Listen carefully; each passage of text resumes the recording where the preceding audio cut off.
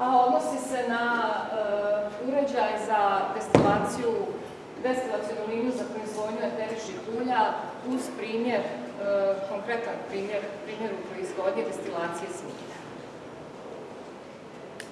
Ja sam Sanja Dobrnjac, a ovdje prisutan je i prvi autor rada, profesor Mirko Dobrnjac.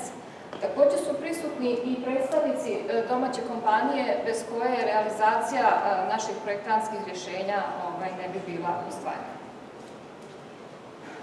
U zadnjih 20 godina konkretno smo svjedoci aktualizacije obrade eteričnih, u stvari aromatskih i ljekovitih biljaka u raznorazne svrhe i različitim metodama.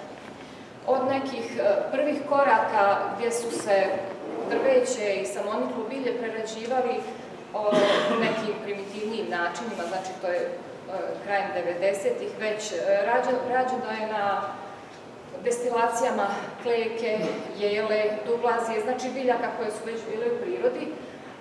Trenutna situacija na području posebno Hercegovine, recimo u Bosni i Hercegovini, je jedna ekspanzija malih preduzeća koji se bave preradom na raznorazne načine, znači tog aromatičnog i ljekovitog bilja. Naš cilj kao projektanata i inženjera je da pomognemo u razvoju opreme, pošto je riječ o izuzetno osjetljivoj tehnologiji prerade biljaka. A ujedno tu smo i svjedoci da je potrebno edukovati te nove privrednike u smislu što većeg kvantiteta proizvodnje uz neophodan kvalitet proizvoda. Ovdje imam jednu malu kočicu eteričnog ulja smilja,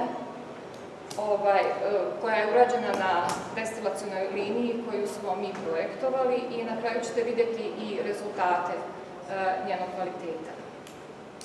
Samim tim što cijena ovog proizvoda ide od nekih par stotina do par hiljada dolara, govori o važnosti vođenja i važnosti opreme kojom se vodi sam postupak destilacije.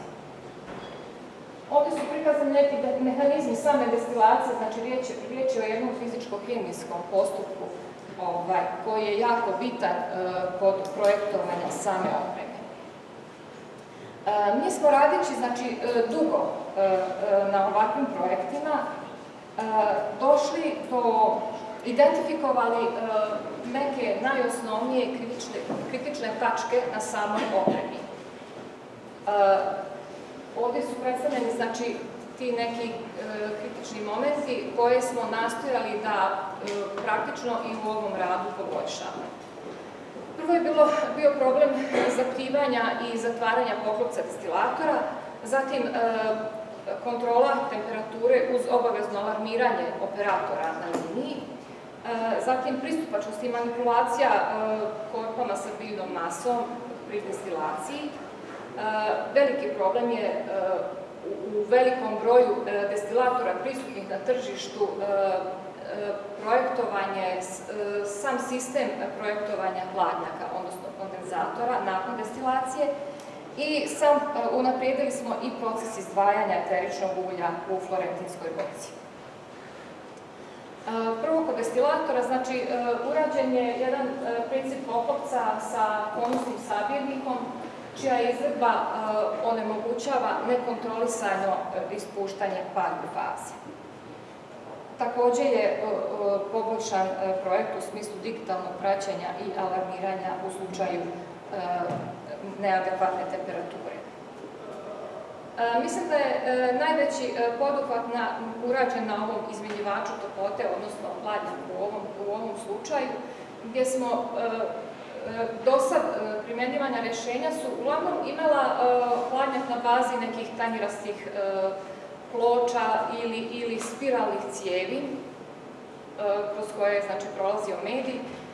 Međutim, pošto se radi o veoma osjetljivom mediju, eteričnom ulju, svako zadržavanje eteričnog ulja u nekim ulovima ili dugo zadržavanje u tim tanjirastim izmjenjivačima utiče na predugo stajanje i rezultuje lošim kvalitetom eteričnog ulja.